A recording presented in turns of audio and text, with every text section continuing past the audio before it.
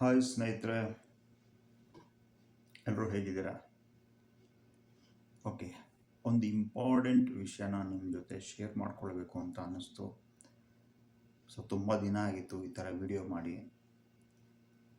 ಇನ್ಮೇಲೆ ಸಾಧ್ಯವಾದಷ್ಟು ಕೂಡ ನಾನು ಒಂದಷ್ಟು ಇನ್ಫಾರ್ಮೇಷನ್ಸ್ನ ನಿಮ್ಮ ಜೊತೆ ಶೇರ್ ಮಾಡ್ಕೊಳ್ತೀನಿ.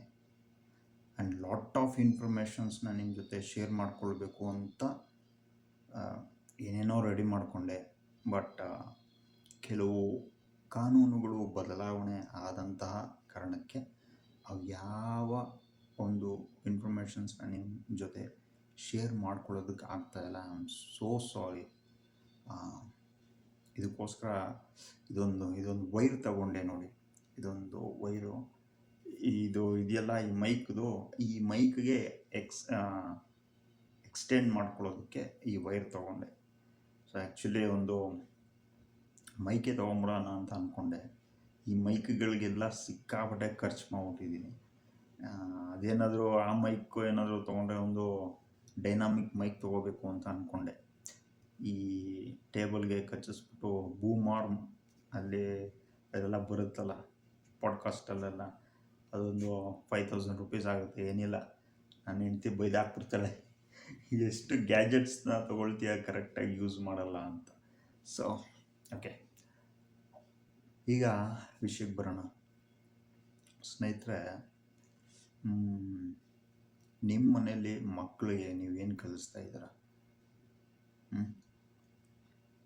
ಟ್ರೆಡಿಷ್ನಲ್ ವೇನಲ್ಲಿ ಇವತ್ತು ನಮ್ಮ ಎಜುಕೇಷನ್ ಸಿಸ್ಟಮ್ ಇದೆ.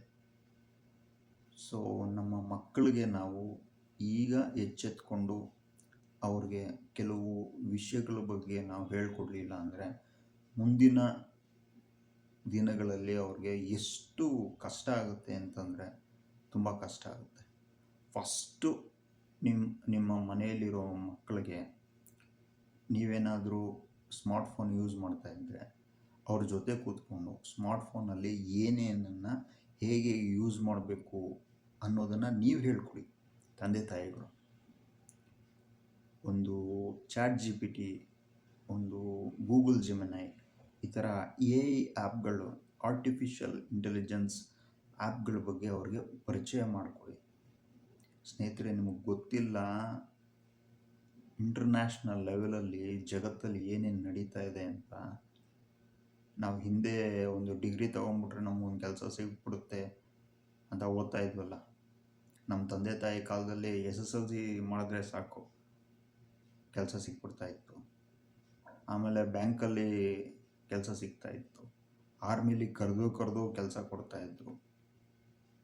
ಫ್ಯೂಚರಲ್ಲಿ ಸ್ನೇಹಿತರೆ, ಯಾರಿಗೆ ಟೆಕ್ಕಲ್ಲಿ ತುಂಬ ಒಳ್ಳೆ ಮೈಂಡೆಡ್ ಪರ್ಸನ್ ಇರ್ತಾನೆ, ಟೆಕ್ನಾಲಜಿನ ಹರಿದು ಕುಡ್ದಿರ್ತಾನೆ, ಅಂಥವನಿಗೆ ಮಾತ್ರನೇ ಬೆಲೆ, ಅಂಥವನಿಗೆ ಮಾತ್ರನೇ ಕೆಲಸಗಳು. ಕೆಲಸ ಅನ್ನೋದು ಕರೆದು ಕೊಡುವಂಥದ್ದು ಯಾವುದೂ ಇರಲ್ಲ ಫ್ಯೂಚರಲ್ಲಿ. ನೀವು ಯಾವುದೋ ಒಂದು ವಿಚಾರದಲ್ಲಿ ನೀವು ಪಂಟರಾಗಿದ್ದರೆ ಮಾತ್ರ. ಸೊ ನಿಮಗೆ ಮನೆಯಲ್ಲೇ ಕೂತ್ಕೊಂಡು ಮಾಡುವಂಥ ಕೆಲಸಗಳು ಸಿಗುತ್ತೆ. ಕೆಲಸಗಳಿಗೆ ಅಂತಲೇ ಅಲ್ಲ ಸ್ನೇಹಿತರೆ. ಈಗ ಎಕ್ಸಾಂಪಲ್ಗೆ ಬ್ಯಾಂಕಿಂಗ್ ಸಿಸ್ಟಮ್ ಇದೆಯಲ್ಲ, ನಾವು ಫಿಸಿಕಲಾಗಿ ಒಂದು ಬ್ಯಾಂಕಿಗೆ ಹೋಗ್ತೀವಿ, ಅಲ್ಲಿ ಏನೋ ಚೆಕ್ ಬರಿತೀವಿ, ದುಡ್ಡು ತೊಗೊಳ್ತಾ ಇದ್ವಿ, ಡ್ರಾ ಮಾಡ್ತಾ ಇದ್ವಿ, ದುಡ್ಡನ್ನ ಅಲ್ಲಿ ಡೆಪಾಸಿಟ್ ಮಾಡ್ತಾ ಇದ್ವಿ. ಆಮೇಲೆ ATM ಬಂತು, ATMನ ನಾವು ಯೂಸ್ ಮಾಡೋಕ್ಕೆ ಶುರು ಮಾಡಿದ್ವಿ. ATMಗಳಲ್ಲಿ ಕಾರ್ಡ್ ಹಾಕ್ಬಿಟ್ಟು ನಾವು ದುಡ್ಡು ಡ್ರಾ ಮಾಡ್ಕೊಳ್ತಾ ಇದ್ವಿ. ATMಗಳಲ್ಲೇ ದುಡ್ಡನ್ನ ಕೂಡ ಡೆಪಾಸಿಟ್ ಮಾಡ್ತಾ ಇದ್ವಿ. ಅದಾದಮೇಲೆ ಇವಾಗ ಟ್ರಾನ್ಸಾಕ್ಷನ್ಗಳಿಗೆ ಇಂಟರ್ನೆಟ್ಟಲ್ಲಿ ಟ್ರಾನ್ಸಾಕ್ಷನ್ ಮಾಡ್ಬೋದು. ಆಮೇಲೆ ಆ್ಯಪ್ಗಳು ಬಂತು, PhonePe, Google pay, Paytm. Next ಏನಿದೆ ಗೊತ್ತಾ ಸ್ನೇಹಿತರೆ, ನಾವು ಮನಸ್ಸಲ್ಲಿ ಅಂದ್ಕೊಂಡ್ರೆ ಸಾಕು, ಮೈಂಡಲ್ಲಿ ಅಂದ್ಕೊಂಡ್ರೆ ಸಾಕು, ಇಂಥವ್ರಿಗೆ ಇಷ್ಟು ದುಡ್ಡು ನನ್ನ ಬ್ಯಾಂಕ್ ಅಕೌಂಟಿಂದ ಅವರ ಬ್ಯಾಂಕ್ ಅಕೌಂಟ್ ಅನ್ನೋದೇ ಇರಲ್ಲ. ಒಂದು ಯೂನಿಕ್ ಕೋಡ್ ಥರ ಇರುತ್ತೆ. ದುಡ್ಡು ಅಷ್ಟೇ, ಮುಂದಿನ ದಿನಗಳಲ್ಲಿ ಈ ನೋಟುಗಳು 500 ರೂಪಾಯಿ ನೋಟುಗಳು, 100 ರೂಪಾಯಿ ನೋಟುಗಳು, ಈ ನೋಟುಗಳು ಅನ್ನೋದೇ ಇರಲ್ಲ, ಕಾಯಿನ್ಸ್ ಅನ್ನೋದೇ ಇರಲ್ಲ. ಡಿಜಿಟಲ್ ಕರೆನ್ಸಿ ಅನ್ನೋದು ಬರುತ್ತೆ. ಡಿಜಿಟಲ್ ಕರೆನ್ಸಿ ಅನ್ನೋದು ಬರುತ್ತೆ. ಅದನ್ನ ಟ್ರಾನ್ಸಾಕ್ಷನ್ ಎಲ್ಲ ಟ್ರ್ಯಾಕ್ ಮಾಡ್ಬೋದು. ನಾವಿವತ್ತು ಒಂದು 10 ಕೋಟಿ ರೂಪಾಯಿನ ಕದ್ದು ಮುಚ್ಚಿ ಯಾರಿಗಾದ್ರೂ ಕೊಟ್ಬಿಡ್ಬೋದು, ಯಾರಿಗೂ ಗೊತ್ತಾಗಲ್ಲ. ಫ್ಯೂಚರಲ್ಲಿ 1 ರೂಪಾಯಿನ ಯಾರಿಗಾದ್ರೂ ಕಳಿಸಿದ್ರು ಕೂಡ ಅದು ಟ್ರ್ಯಾಕ್ ಆಗುತ್ತೆ. ಸೊ ಅಂಥ ಸಿಸ್ಟಮ್ಗಳು ಬರ್ತಾ ಇದೆ.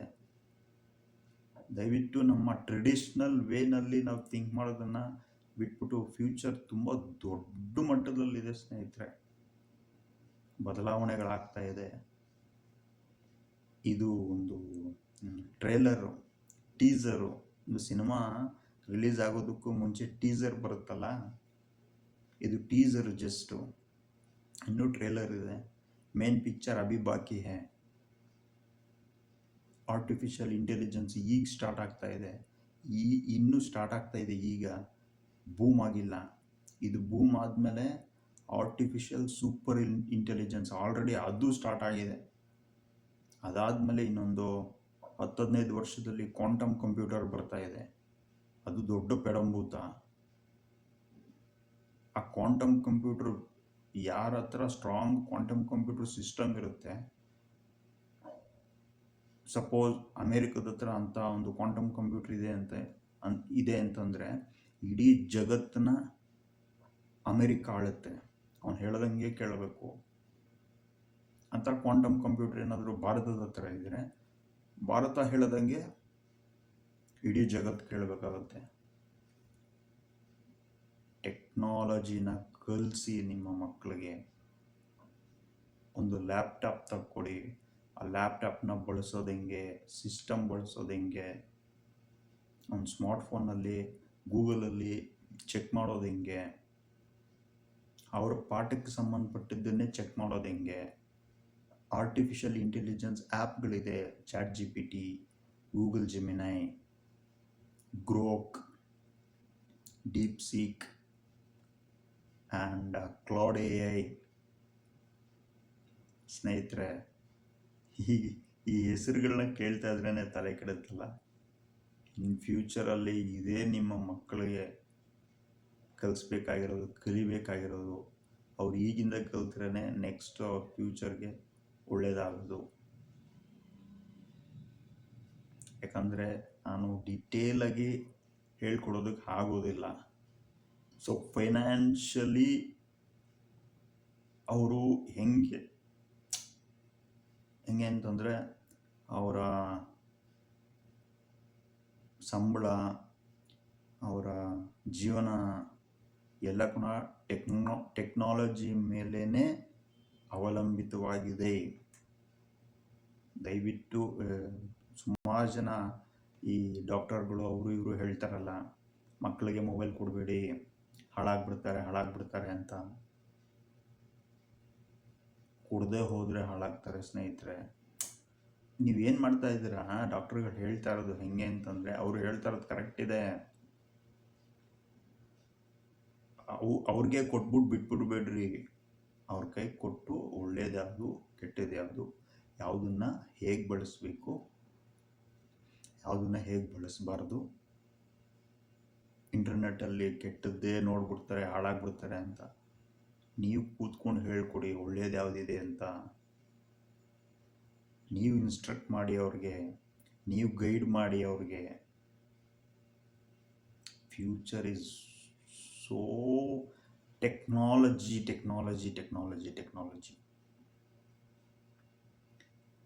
ಇದ್ಯಾವುದು ಕಲೀಲಿಲ್ಲ ಅಂತಂದರೆ, ಒಂದು ಡಿಗ್ರಿ ಮಾಡ್ಕೊಂಡು ನಾನು ಕೆಲಸ ಮಾಡ್ತೀನಿ ಅಂತಂದರೆ ಆಗೋದಿಲ್ಲ. ಇವತ್ತೆಲ್ಲ ನೋಡಿದ್ದೀರಾ ನೀವು, ತಲೆಗೆ ಒಂದು ಕ್ಯಾಮ್ರಾ ತಗಲಾಕ್ಕೊಂಡು ಎಲ್ಲರೂ ಕೆಲಸ ಮಾಡ್ತಾ ಇದ್ದಾರೆ.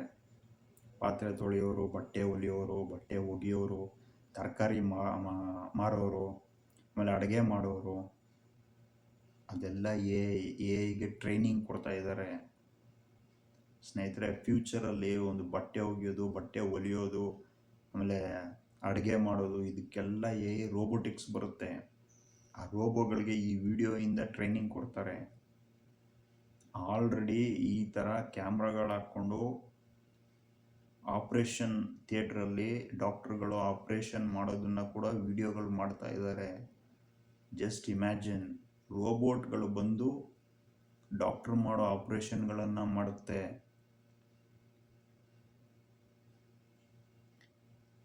ಟೆಕ್ನಾಲಜಿ ತುಂಬ ತುಂಬ ತುಂಬ ತುಂಬ ದೊಡ್ಡ ಮಟ್ಟದಲ್ಲಿ ಬೆಳೆಯುವಂಥ ಸಾಧ್ಯತೆ ಇದೆ ಅಲ್ಲ, ಬೆಳೀತಾ ಇದೆ.